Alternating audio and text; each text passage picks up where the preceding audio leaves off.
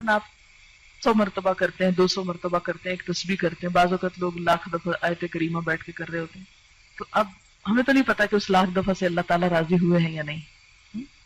ویسے اس نے جب کہا ہی نہیں، مانگا ہی نہیں لاکھ دفعہ، تو ہم نے اپنے پاس سے بنا لیے. نہیں، میرے خیال ہے 1.25 لاکھ ہے، شاید میں غلطی کر رہی ہوں.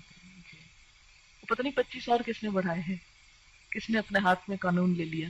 خیر، اب یہ ہے کہ ہم تو وہ کر ہی نہیں سکتے، تو ہم اللہ تعالیٰ سے یہ درخواست کرتے ہیں کہ یا رب، ہم اتنی تیری تعریف کرنا چاہتے ہیں کہ جس سے تیری رضامندی حاصل ہو جائے، تو خوش ہو جائے. سبحان اللہ وبحمدہ عدد خلقہ ورضا نفسہ وزنۃ عرشہ ومداد کلماتہ. سبحان اللہ، پاک ہے اللہ، یا پاکی اللہ کے لیے ہے. وبحمدہ، اور ساتھ اس کی تعریف کے، یعنی اللہ کی پاکی بیان کرتا ہوں اس کی تعریف کے ساتھ. کتنی پاکی بیان کرتا ہوں، کتنی تسبیح کرتا ہوں؟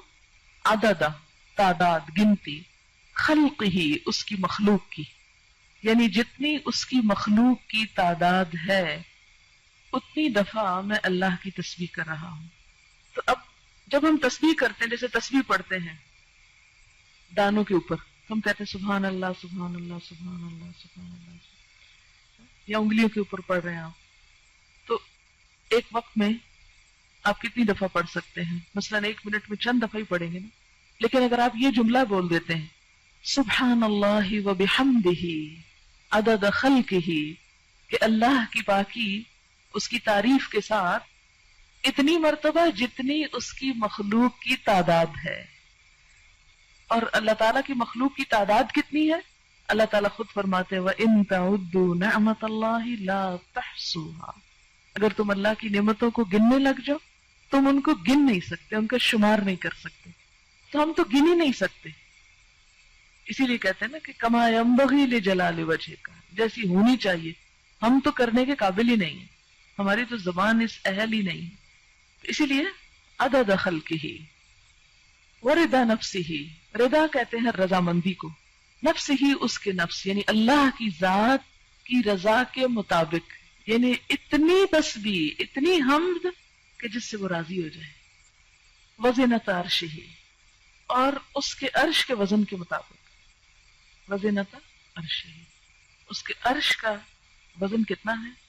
ہمیں تو کچھ معلوم نہیں کہ اس کا عرش ہے کتنا. امام مالک نے کہا تھا نا کہ اس کے بارے میں سوال بدعت ہے. سوال بھی مت کرو کہ کیسا ہے وہ، ہمیں نہیں معلوم، بس اتنا پتا ہے کہ وہ ہے، کیسا ہے یہ نہیں معلوم.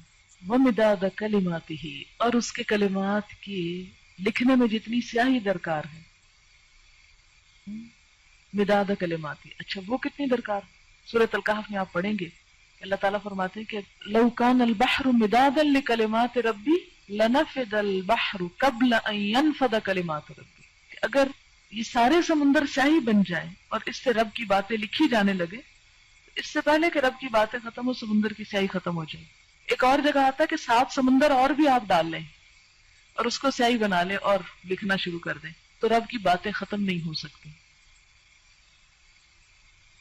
تو پھر اس کے لیے کتنی سیاہی چاہیے ہوگی، ہم تو اس کے بارے میں امیجن بھی نہیں کر سکتے. فرمایا جتنی چاہیے وہ مداد کلمات، کہ اس کے کلمات جتنے ہیں ان کو لکھنے کے لیے جتنا وہ مٹیریل چاہیے اس سب کے برابر.